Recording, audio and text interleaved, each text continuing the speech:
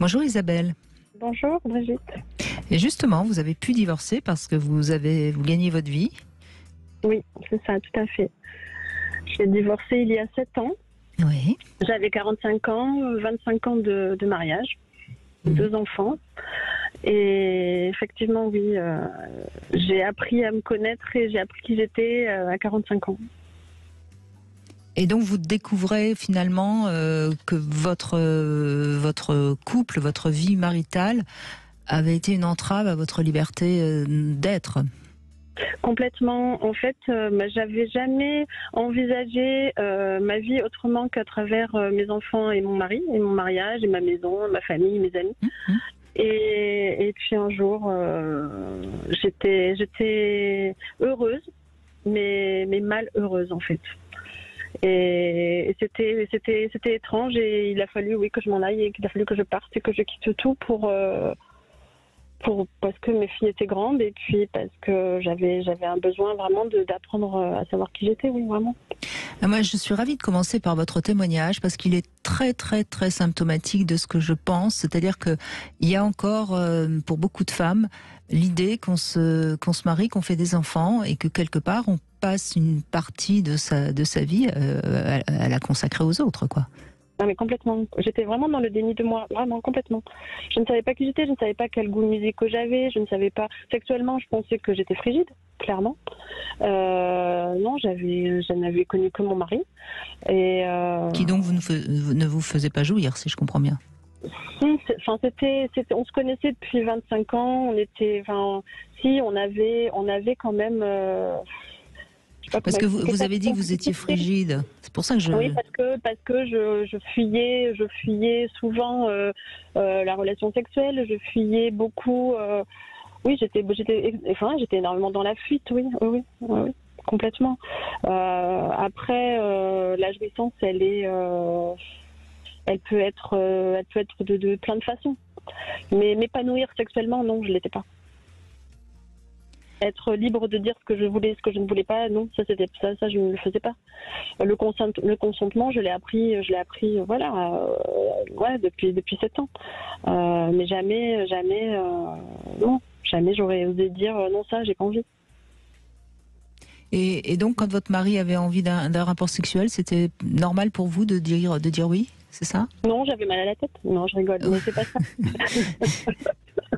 Non, c'était pas que ça. Forcément, moi aussi, j'avais des besoins. Mais je me débrouillais pour que ça se passe vite, ou je me débrouillais pour que, oui, ça se fasse, le moins. Je sais pas, c'était pas plaisant. Il y a eu une période où ça a été plaisant, où c'était chouette, où j'ai même cru qu'il se passait quelque chose de nouveau, qu'il y avait quelque chose en moi qui s'était révélé. Et puis ça s'est étouffé en fait. Ça s'est étouffé parce que je pense que je n'étais pas avec la bonne personne, parce que je n'avais connu que lui et qu'il y avait d'autres facteurs qui rentraient en jeu. J'étais une maman épanouie et heureuse. J'ai 2 merveilleuses filles. Il m'offrait la vie que j'avais toujours rêvé d'avoir, mais il me manquait plein d'autres choses. La réalisation de vous-même. Alain Ril, c'est quelque chose que beaucoup de femmes finalement pourraient dire, hein, je crois. Oui, énormément de femmes peuvent dire ça parce que il y a plusieurs choses. Il y a le fait dans ce que dit Isabelle, il y a le fait que la réalisation de soi-même est dans la maternité et pas dans la sexualité. Donc évidemment, c'est une forme de réalisation, mais c'est pas toute la réalisation. Et aussi le fait, moi, ce que j'ai beaucoup aimé dans ce que vient de dire Isabelle, c'est le fait qu'il y avait des relations sexuelles avec son mari parce qu'ils avaient des besoins. Et donc c'est qu'à un moment donné, la sexualité dans le couple devient l'endroit des besoins. On remplit un besoin, donc ça, et petit à petit, une sexualité qui n'est que dans le besoin, va finir par s'édulcorer et puis se raréfier, parce que le besoin, c'est pas forcément le désir, c'est pas forcément le jeu, c'est pas la créativité, c'est pas le fantasme. Le besoin, c'est quelque chose de purement génital. Alors c'est bien, mais c'est pas vraiment l'espace où il y a le plus de jouissance quand on répond à un besoin. Et donc il y a aussi quelque chose qui a lieu à cet endroit-là, quoi. Oui, c'est comme si on mangeait tous les jours parce qu'on a besoin de manger, mais tous les jours exactement le même plat de la même manière. Il y a un moment, on va manger, mais bon, Oui. On salive pas beaucoup, quoi. Votre exemple est tout à fait juste, Brigitte. C'est exactement ça. Voilà, au départ, on aime bien le plat, et puis à la fin, à force d'avoir toujours le même, ben, ça finit par ne plus avoir de saveur, quoi. Oui, c'est exactement ça. Ouais. Ouais. Et alors, qu'est-ce qui vous a fait prendre conscience finalement de cet endormissement de votre personnalité? Déjà, on peut imaginer que vous aviez une culture, une éducation qui vous amenait vers ça, hein, je Oui, suppose. complètement. Oui, je suis d'origine espagnole et j'ai été élevée dans une tradition de tout pour ma famille, pour mon foyer, voilà, on m'a appris à être une bonne épouse, une bonne mère. Voilà, tout ça c'était comblé. Et puis ce sont mes filles qui m'ont réveillée. C'est-à-dire, elles vous ont dit, maman, tu n'es pas heureuse, maman, Ouais. C'est vrai? Ouais, elles m'ont dit, ma fille aînée, oui, avait 20 ans et un jour, au cours d'un repas, c'était compliqué ce repas et à la fin elle m'a dit, bon écoute, là maintenant, voilà, depuis que je suis petite, tu me dis que si le jour où je suis plus heureuse dans ma vie professionnelle, dans ma vie de couple, je dois partir et puis voilà, je dois faire tout ce qui est bon pour moi.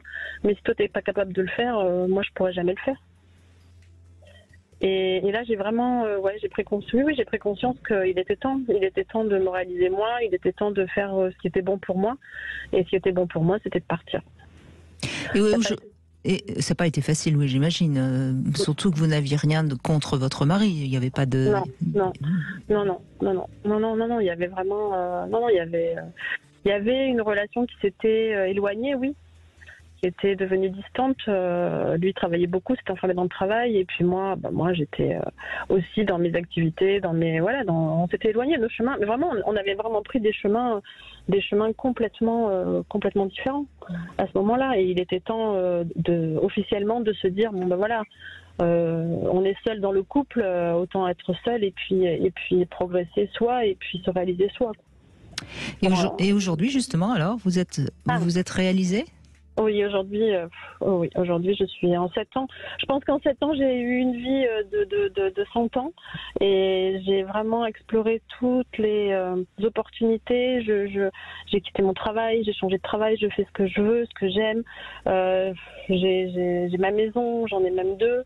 Jamais j'aurais imaginé pouvoir me réaliser comme ça. Jamais j'aurais imaginé qu'en me centrant sur moi, tout allait s'ouvrir de cette façon-là. Mes filles sont épanouies, sont heureuses. Elles m'ont toujours poussée, elles m'ont toujours accompagnée dans tout ce que j'ai fait, toutes les décisions que j'ai prises. J'ai beaucoup travaillé sur moi personnellement, mais aussi beaucoup travaillé parce que j'avais aussi une vie dorée. Hein. J'étais dans une jolie cage. Hein. Je travaillais peu.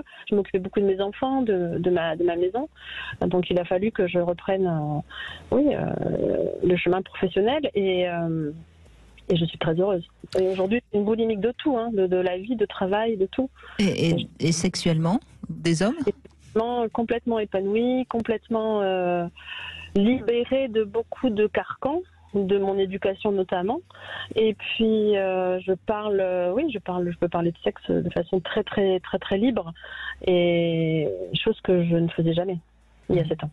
Même avec mes amis, aujourd'hui avec mes amis, quand on se retrouve, on parle beaucoup, on parle de sexe, on parle beaucoup de ça. Dans ma vie d'avant, parce que j'appelle ça ma vie d'avant, dans ma vie d'avant, non, jamais j'abordais ça. Même avec mon mari, c'est très rare. C'est important aussi ce que vient de dire Isabelle, hein, Alain Héril. Dire les mots du sexe, c'est déjà aussi s'en libérer. Oui, parce que c'est faire exister la sexualité, le fait de pouvoir en parler. Après, il y a la façon dont on les dit et dont on en parle.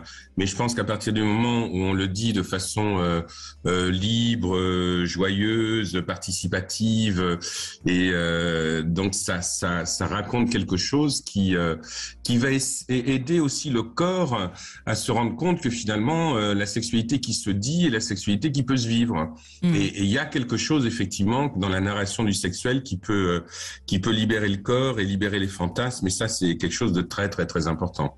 Pour ça qu'on dit d'ailleurs que c'est bien de lire des livres érotiques, parce que justement ça nous familiarise avec les mots. Merci Isabelle de ce témoignage. On va faire une petite pause, Alain Héril.